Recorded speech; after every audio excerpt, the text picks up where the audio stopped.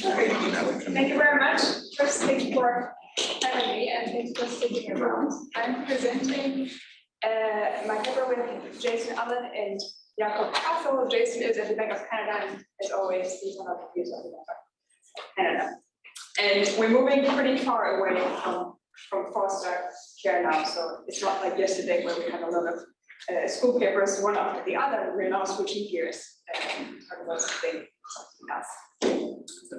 Each year, securities and commodities worth trillions of dollars are allocated via multi-unit auctions.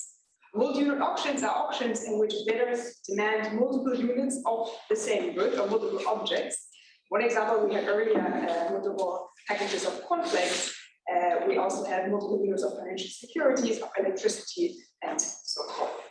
Now, surprisingly, many of those auctions are organized by the same auctioneer who runs separate parallel auctions.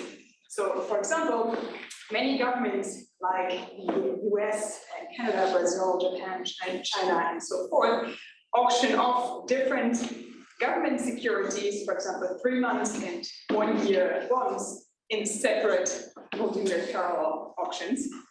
And trading multiple stocks on an exchange can be viewed as participating in simultaneous double auctions, multi-year double auctions. And beyond finance, we have international carbon allowances that's auctioned in parallel auctions, renewable energy, different fish species, vegetables, wine, and so forth are also auctioned in auction, where bidders tend to demand multiple units, and bidders, because they tend to be retailers or financial intermediaries, dealers, participate in all of these auctions. So in this paper, we leverage this insight to develop a method that uses this fact that we have simultaneous auctions to estimate demand systems of multiple goods, where goods can either be substitutable or complementary. And we show how to use these demand systems or demand elasticities to achieve higher auction revenues. And in general, you could maximize different objective functions, but I'll talk later about that. So the paper has 2 parts. In the first part, we focus on the demand estimation. And here, the main idea is to exploit these 2 institutional features that we have with parallel multi-unit auctions. The first comes from the parallel. It means that the same auction takes place multiple times at the same time under the same economic conditions with at least an overlapping set of bidders. And so we can control for a lot of unobserved heterogeneity that's typically problematic when we try to estimate complementarities or substitutabilities across different markets for different products. And the second feature is that in multi-unit auctions, bidders demand multiple units of the same goods, so they submit entire demand schedules so that we observe these demand schedules, and we can be sure that variation in the prices that we see is attributable to variation in the quantities because we see the demand schedules without having to come up with an instrument so that we can pool data across market participants in time and construct the demand schedules from that. So how do we do this? We set up a model where we model the bidding process in simultaneous multi-unit auctions. And the model allows us to solve 2 common challenges. The first challenge is that bidders act strategically, so they shade their bids. That's the standard problem we always have when agents are strategic. They misrepresent their demand, which means that we don't actually observe the true demand, we observe the shaded demand. And the second problem is that by the rules of the auctions, bidders cannot display multidimensional demand schedules. So in one auction, they can only place a demand schedule that depends on the prices of the good that's auctioned in that specific auction, and not on the prices of goods that may be auctioned in other auctions. So the demand schedules that are submitted are a constrained version of the underlying preferences they might have. Our technical contribution by setting up this model is that we first solve for equilibrium condition of simultaneous multi-unit auctions in a setting that has very common empirical features, which is contrast to the theoretical literature that looks at more elegant and tractable models that are not suited for this type of structural estimation. And then the second contribution is that we, in order to use these equilibrium conditions for structural estimation, we extend resampling techniques that are used to back out the true demand of bidders in multi-year auctions. And we extend these techniques to allow the demand of the bidder not to only depend on the goods that's auctioned in that auction, but on goods that are auctioned elsewhere. Okay, that was the first part of the paper where we show how we can leverage these simultaneous auctions to estimate demand systems. And then in the second part of the paper, we show how an auctioneer can use these demand systems to maximize total revenue without changing the auction format. So that stands in contrast to a large literature on market design that aims at changing auction rules and auction formats, which then finds the optimal, perhaps, auction format that might maximize revenue entirely. This is not what we do. So what we do will not achieve the first best. It is useful in settings where the auctioneer is very reluctant to changing the auction rules. And that's very common when you have these types of auctions where a lot of money is at stake and the auctioneer, for example, central banks, are reluctant to change the auction format that they have used in the past 30 years. So to illustrate the idea, I have here two graphs. We are in a uniform price auction. I forgot to mention there are two standard auction formats with multi-year auctions. One is the uniform price auction, which means that bidders submit the demand schedules and then everybody pays the market clearing price for the amounts that they want. The other is a discriminatory price auction, which is more similar to the first price auction where everybody pays the bids that they want. That's the type of, or similar to the type of auction we had in Sandals right now. So here in this example, we're looking at a uniform price auction. We have two aggregate demand schedules mapping the prices of one good S to the quantities of good S, and then the prices of good L to quantities of good L. And the key difference is just that the demand for good S is flatter than the demand for good L. And the very simple insight is that once you know that you have different demand elasticities, so here in this figure, different steepness of the curve, starting from an equal split of total supply, you can reshuffle supply a little bit from one auction to the other to increase total auction revenue, because that's going to change the price in one auction by more than it's changing the price in the other auctions. In this case, if we start from the split QL1 and QS1, and we decrease QL1 to QL2, then that will increase the price in the auction for good L by more than it's going to decrease the price in the auction for good S. And so the total revenue, which is QS times PS plus QL times PN, is going to increase. So that if you add up the area in green, that's the revenue gain, and you just subtract the area in red, that's the revenue loss. So this is very familiar to just standard, and monopolists should use differences in demand elasticities and reshuffle or set supply accordingly.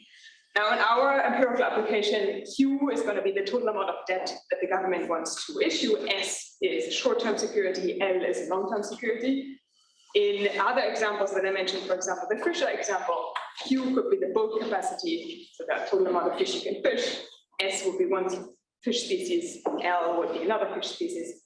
In auctions for carbon allowances, Q would be the total amount of CO2 that you are allowed to produce in one area, for example, the European Union. L would be the allowances that go to Germany, and S, the allowances that go to France. Okay, so... And the government doesn't have any preference between QS and QL. They're all the same thing. Yeah, exactly. So the assumption would be that the auctioneer, so in our case, the government, cares about total revenue. So PL plus QL, PL times QL plus PS times QS. So it's They not, have to pay back one bond in a shorter term than the other one.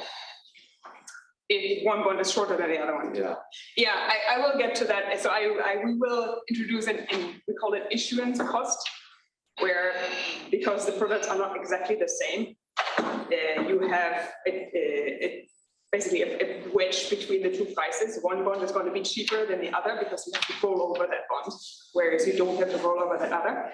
That in these pictures is already taken out because the price level is the same, and we want to focus on leveraging the fact that you have differences in elasticities only. But yeah, it's going to come up again later.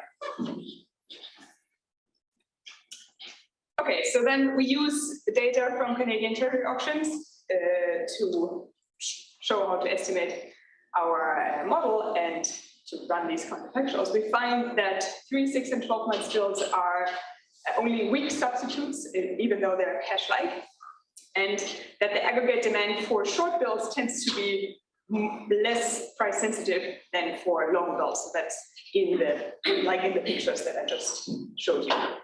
Then in our counterfactual exercise, we find that as in this mini theory model, the graphical illustration, when we have a uniform price auction where everybody pays the market clearing price, it is auction increasing, revenue increasing to issue more of the short and less of the long bills. Whereas if you are in a discriminatory price auction where everybody pays bids that they place, it is the opposite.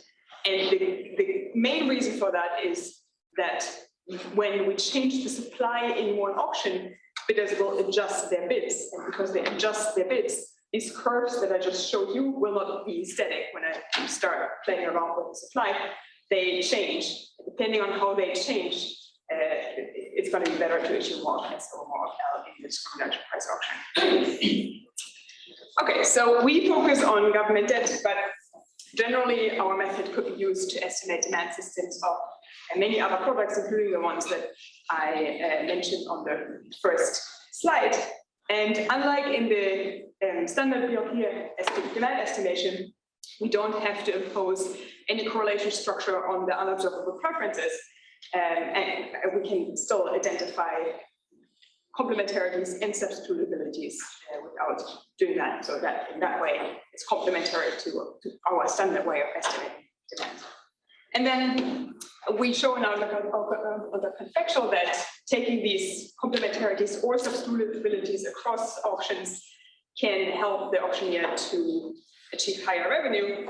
Now, in other settings, the objective function would not necessarily be higher auction revenue. It could be, for example, if you have ETS auctions or auctions of carbon allowances, the goal will be to reduce CO2 emissions, or if you have data from exchanges, the goal will be to maximize gains from trade. But the key insight is that in order to do that, you need to know the demand systems first, because the demand systems will always be input in whatever function you will maximize.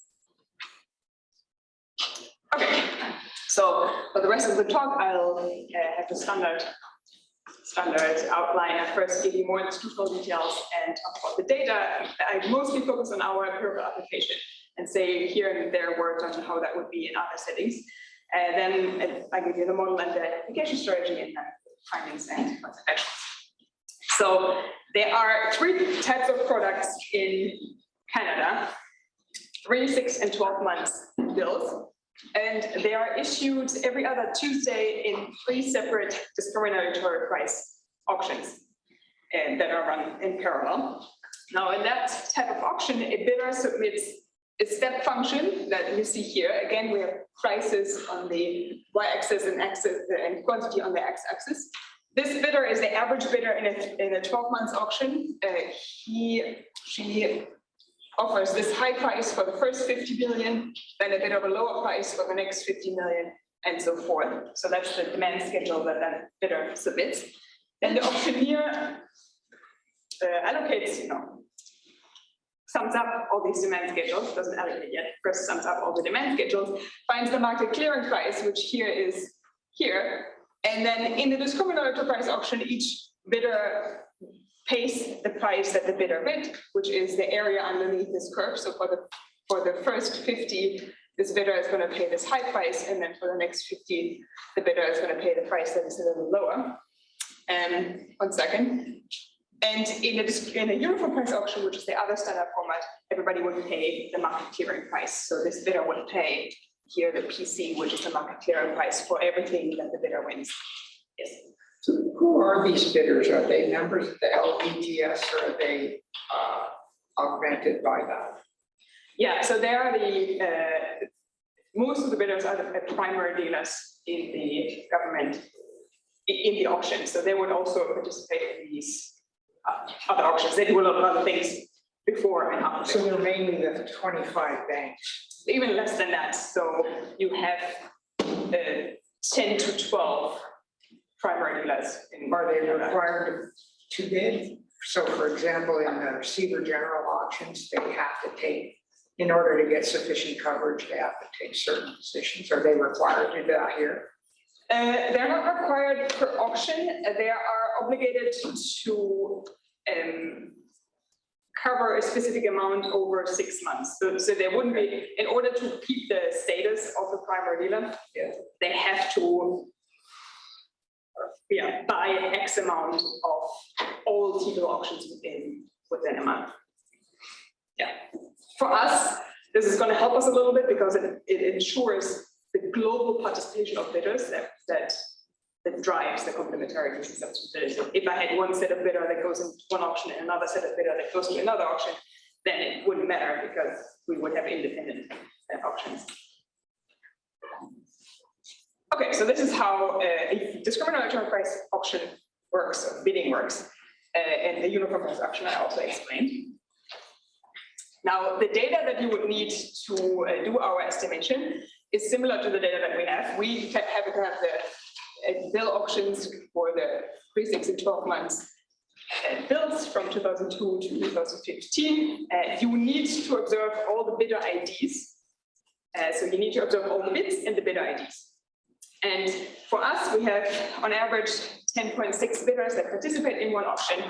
And among the dealers, which is the biggest bidder group, almost all of them participate in all auctions conditional on participating in one. And that's partially because they have this obligation to fulfill their status as a primary dealer to be active in these auctions.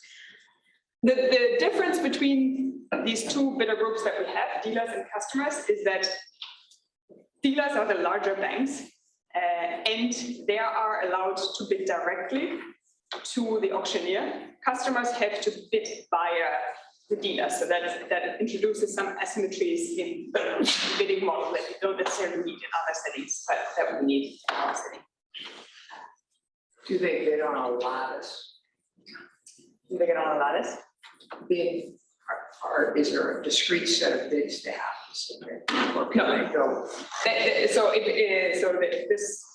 This function can be anything, but it can have only 7 steps. So it cannot have more than 7 steps. And there are some restrictions on how much they can demand. One single bidder is not allowed to demand the full auction. That's to minimize, well, to increase competition, I guess. So there are some restrictions on what they can submit. Of the 10.5 bidders, how many are in more than one? How many are doing this in parallel? Oh, that's the second of the gray points. So among the dealers, which are the bidder group that buys 95% of the auction, 95% of them bid in all 3 auctions of the day. Good. Yeah. Otherwise, we need that one. Okay, and then the last one of the summary statistics I wanted to mention is that the average step function has 4.5 steps, so more than a single step. If we just did a single step, then we couldn't leverage this nice feature of having demand schedules because we would be that just having one point pricing point. Okay, so this is the institutional setting and the data set. Now, before we go into the model and our demand estimation, we want to make sure that there actually is something in the data that it makes sense to expand the model from taking an auction in isolation to considering multiple auctions. And in the paper, we have various ideas on what we can do in different settings to show that there are interdependencies across options.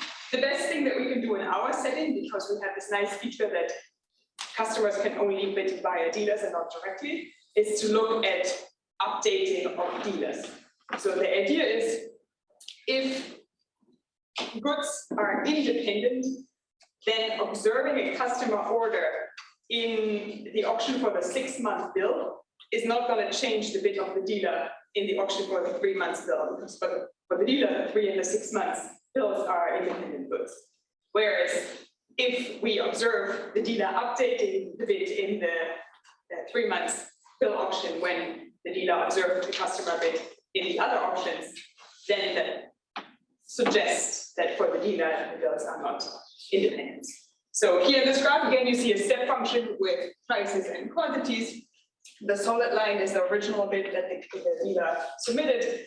The dealer then observes the customer order, which is the lower part. And after observing the customer order, the dealer updates the bid. And now this is just one example. We check whether we have this cross auction updating with this product regression where we regress a dummy whether the dealer updates or not in auction M on dummies whether you observe the customer order in that same auction or in other auctions. And if delta is statistically insignificant from 0, that would suggest that we have this cross auction updating, and that would be in line with the idea that bills are not independent. So we find that deltas are not, well, they are statistically significantly different from 0. Okay, so that's evidence that there might be updating. The next step that we do before we go into our estimation model is to ask ourselves where the demand of a bidder who goes to these auctions comes from. So we microfound the demand. That helps us to explain why we might have complementarities or substitutabilities. So we write down a theory model, which I will not explain in detail here. I just give you the idea is we have a dealer that goes to this primary auction, a primary market that buys the good for 2 reasons. One, the dealer wants the good for own consumption, for example, because the dealer already has existing customer orders that the dealer needs to fulfill, or because it wants to consume some of the goods itself. And the dealer has private information about how much she wants to have the good for own consumption. And the dealer might have a latent business type, so we allow for unobservable heterogeneities across dealers. The second purpose of the dealer is to sell parts of what the dealer bought in the primary auction after the auction in the secondary market. And here after the auction, customers arrive that have demand for different goods. And it is costly for the dealer to turn down the clients, and it becomes costlier the more clients the dealer has to turn down. So in that model, we show that, first of all, in the primary market, so an auction with resale, goods may be complementary or substitutable. And these patterns in the primary market can be different from the substitution or complementary patterns in the secondary market, because what the dealer does in the primary market is not necessarily what the clients do in the secondary market. And then second, this is the part that's more important for our estimation. We show that at a time tau, when a dealer has a type S, which is at least 3-dimensional, in our case 3-dimensional because we have 3 parallel options, then her willingness to pay for amount Q1 of good 1 can be approximated by a linear function, which has 3 parts. The first is an intercept that shifts in the dealer's private type. And then this part depends on the quantity that's auctioned in that auction, Q1, multiplied by a parameter lambda. And the last part depends on the parameter delta, which is actually a vector in our case, because we have auction 1 and then auction 2 and auction 3. I just didn't write down the vector. And the amount of the other goods.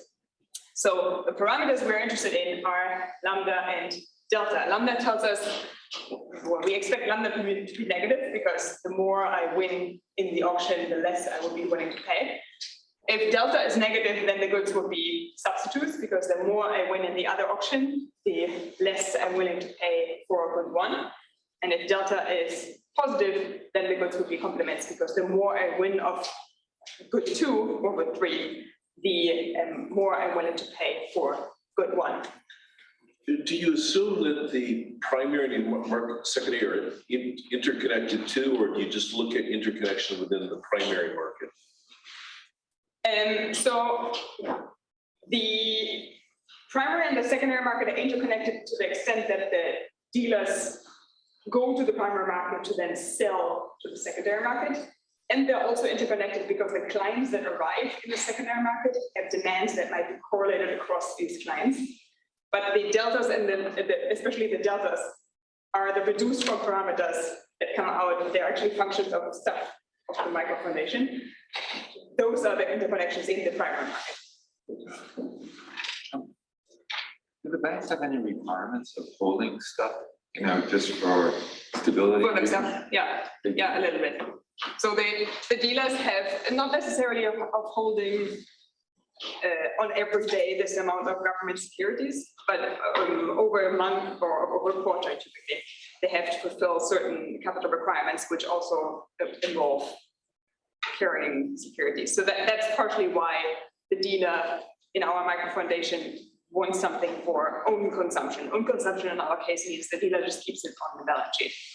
But doesn't that mean that if I have a lot on the balance sheet yesterday, that I'm going to be less aggressive today? If I bought a lot yesterday, then and they last. Yeah, so yesterday in our case, it's not the case that we had earlier, that we had one auction after the other frequently. These take place in 2 weeks apart. 2 weeks is pretty long horizon for dealers. So you can think of these 2 weeks as basically a new auction cycle arriving. But it's true that are for 3 months or 6 months or 12 months, so they go over more than 2 weeks. Yeah, but there's a lot of turnover. So I don't see this in this data, but I see in the data of another project of mine, I have data of the entire market, not just the treasury options, but also the secondary market. And I can see how often dealers trade and how long they sit on the exact same security. And they don't sit on the same security for a very long time. Typically, they tend to trade a lot. So they will hold the same security for very briefly, and then they make sure that they sell a little bit and then they buy something else. But it's not the exact same. So there's a lot of trading, which is why 2 weeks in the treasury market is a pretty long time period to not worry too much about what they won in the last auction, whether that matters in this auction.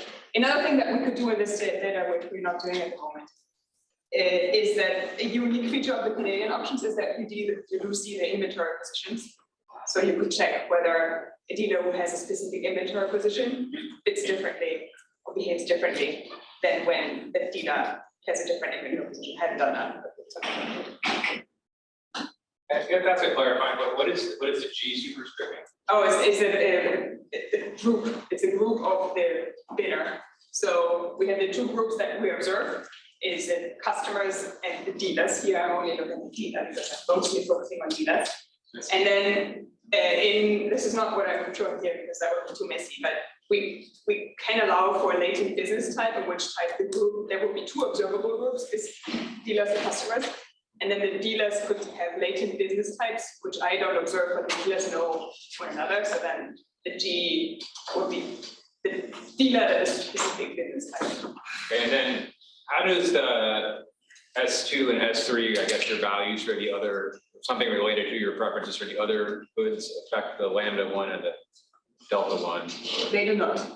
So that's probably the strongest assumption that we need for our estimation is that the S here only affects the intercept. It does not affect the lambda and the delta. So compared to the estimation of isolated auctions, that's a stronger assumption that you typically do. Typically, you would not want to impose any assumption on these values because the whole point is to estimate these non-parametrically. So in order for us to get at these interconnections across auctions, we have to impose more structure on the functional form of the V's, but allow the auctions to be interconnected. And because that's a strong assumption, we have this entire market foundation that then makes us feel better. That at least we can say, well, there's a story why this shouldn't affect that. It might be nice to like start from like a overall utility function for all three goods, and then impose assumptions and then derive this. So Yeah, this is what this is. So there's there's formulas behind, and then this becomes the partial utility of the indirect utility that comes out of the market foundation. Yes, exactly. Okay, so let's see how much time I have. So we have this equation that we want to estimate, or that's our key equation. Now, the lambdas and the deltas specifically are the parameters for interest. They're difficult to estimate for 3 reasons. One is because dealers might have these latent types, so they might have different business models. The G's might not be observable to us. There might be different groups, which introduces asymmetries in the bidding process. The other is the fact that they do have private information, so that they shape the bids. And the last is that the markets are disconnected, meaning that we only observe the step functions that I showed you before, which are one-dimensional, mapping price 1 to good 1. We don't observe these multi-dimensional functions, which depend on Q1, Q2, and Q3. And we also don't observe the S's, because these are the private types. So to get at these parameters, we follow a two-step procedure. The first step is to back out the values of the dealer, so that this is the V's. And to do that, we follow the inversion process for multi-unit auctions. And we assume that all bidders play the group symmetric Bayesian equilibrium, and then we ask which valuations would rationalize the bids that we observe. And in order to do that, we first have to write down the first order conditions for the simultaneous auctions, and then we extend the resampling limits that we already have to the case where the bidder doesn't only care about one bid in one auction, but in our case, cares about 3 bids because the bidder participates in 3 auctions. So in the resampling technique, now you have to draw 3 triplets of bids instead of single bids. So in that way, you can extend the resampling technique. And that's the first step. We get the V's. And once we have the V's, thanks to our functional form assumption, since this function is linear, once we have the V on the left-hand side, we can run a linear regression with an auction time fixed effect, which is going to absorb this first part of the function. And because the lambdas and the deltas don't depend on that part, we just can estimate the lambdas and deltas from an OLS regression with that fixed effect. In that sense, that is an assumption we rely on. So like Jakub's job market paper on all sorts of complicated stuff about discrete bids. Yeah, it's in there. Is that all that in the background here? Yeah, it's all. So it's in that model, but that's why I didn't show it all. That's part of the complication, going from the theory versions to the empirical versions of these models, that you have all this script, you have the steps, and you have the updating of the customer data and lots of other things. So that's all in there. And what is this scalar VMIG? That's a scalar. How does that relate to like this idea that I have a menu of like a downward sloping? So what does that value have to do with the entire curve that might underlie? So the value is the one value on that curve. So the assumption is that the true demand schedule with 2 marginal municipality, it has this shape. And then the V is your value at that point. So at point Q1, Q2, and Oh, I see. your type. Okay, so we estimate that we find that overall the demand for all the 3 builds is relatively price insensitive, meaning that all the functions are very flat, and that the different builds are imperfect substitutes. So here, as an example, if one dealer wins 1% more of the 3 months bills, then the price in the 3 month auction drops by roughly $6. The price in the 6 month auction drops by roughly $1.01, and the price in the 1-year auction drops by roughly 0.2. So here on that side, I just wrote 20% is the percentage of 1.15 of the 6 to give you the relative size between the own price effect and the cross auction effect. So if you do this same type of exercise where you put the cross auction effect in relative terms to the own auction effect, you get this table where, of course, this diagonal has to be 100% because that's the normalization. If goods were perfectly substitutes, everything else would be 100%. It's very far from 100%. So goods are at best weak substitutes. Okay, and then now we have our demand estimates, the lambdas and the deltas essentially. And now in our counterfactual exercise, we want to use these demand estimates to split the total amount of debt across different maturities to maximize the auction revenues. Now, here, for simplicity, assume that there are 2 types of securities, short and long. Then there are 3 factors that determine how to split supply across auctions. One is what we call the issuance cost that drives a wedge between the price for the short and the price for the long bond. That's coming back to Errol's question, the fact that the short bond you have to roll over at some point, and that's costly. So the short and long bond price level will not be the same because of that.